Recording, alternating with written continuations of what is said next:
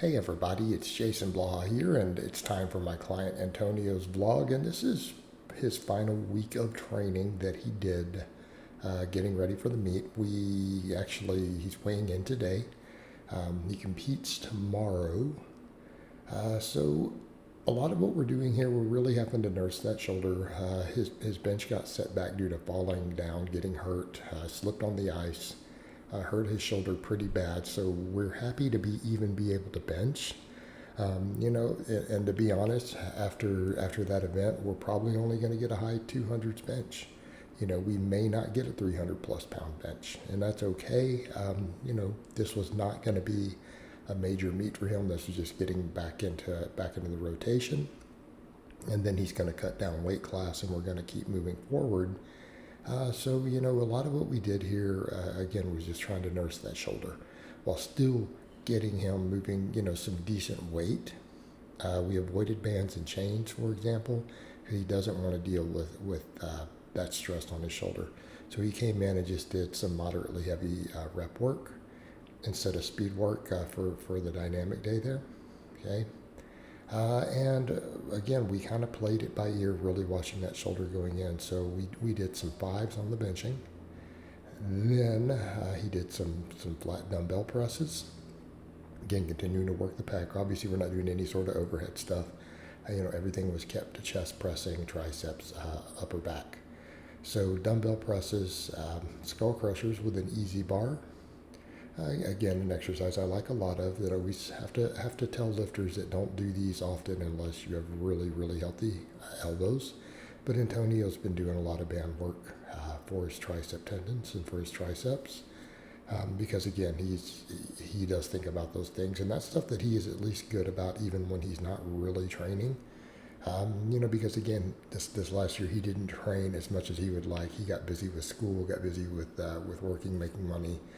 He wasn't able to dedicate, the time and the energy to training that he wanted. But he always kind of kept up a lot of that smaller stuff and the prehab type stuff, in between his workouts, even if he was only getting to the gym once a week. So after that, everything else is really just back work. Rowing, rear delt flies. We do lat pull downs and stuff, things like that. Again, just working that whole upper back, lats, traps, rear delts, in an area that he needs to improve on. Then we kind of go over to some max effort stuff. So again, he ramped up, did a decently heavy squat, up into the mid 400s here. Again, doing double maxes on his lower days. I don't think we put the pulling that was in there. Then we went over to a max effort bench, right? Went to a max effort bench. Again, not going crazy heavy there, right? Not going crazy heavy. I think it was around 125, 130 kilograms. Then we did some medium grip rep work, right? Do some nice clean pause reps. Again, a point I make with all my lifters is always pushing pause work, pause work, pause work. Not that I can always get them all to do it, but he's too close to a meet not to. Antonio is good about pausing at least. A lot of my lifters are not. I don't know why it's such a hang up for so many male lifters. It really is. But I would say 50% of my coaching time on the bench for male lifters is telling them to pause over and over and over and over again. It just seems to be a trend I deal with. Maybe it's just my lifters. Maybe it's the people who apply to my spots, but it is a reoccurring problem. So much so that I have to do all sorts of techniques to teach guys to start pausing again, like actual mental games, where I make them start doing 3 and 4 second long pauses for max work. And again, just to remind them to pause. So at least Antonio's good about that. But just a side note there, he is of course pausing on all of that, just getting some good, clean, moderately heavy reps. Then he's doing one-arm dumbbell rows. We tend to do these. We do Meadows rows. When he's at home, he does a lot more Meadows type rows because he doesn't have dumbbells at home.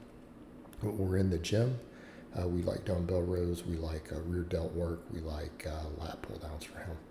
So, and he rotates through rear delt work. He does whatever he feels like, right?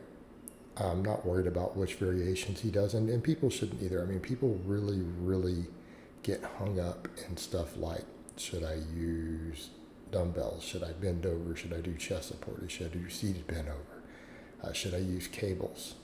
It really and truly does not matter to the extent that people think it does. You can change these things around to help with overuse and to vary the training stimulus, but honestly, if you really think on some of these smaller exercises that the exact angle matters, whether you use a cable or a dumbbell actually matters, it doesn't. It's not going to be any significant difference between those things. And some people say, well, do personal preference.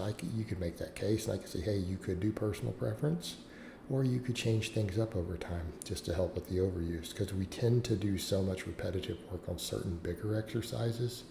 I think for smaller movements, these single joint movements, which do cause a lot of potential tendon inflammation if you're not careful, that's one of the big downsides to single joint stuff. People argue big heavy movements can pound the joints, okay, but single joint movements are oftentimes put tendons in unnatural positions. They can inflame tendons easily. Rotate them around. It's fine, because at the end of the day, we're not as worried about progressive overload on these secondary exercises as we are just getting to fatigue. Okay. You don't have to be able to track the progress the same. All right, for, again, some other max effort lower here, he did squatting with chains. Side note, I hate those sort of chain setups at gyms. I don't know why gyms do that. That's not how chains should be set up, and then it's a pain in the butt to change them over and undo them. They should be run off lead chains and be folded over. Little pet peeve of mine. So he did that, did a sumo deadlift, and then here he is doing heavy good mornings. For Antonio, he does these wide stance for a couple of reasons. I don't want people to think that I'm telling everyone to do these, because you don't see me do these very often, even when I was doing good mornings. Narrow stance just seems to hurt his back. He rounds his back a lot. He can't do as much weight, and he's a really wide stance squatter.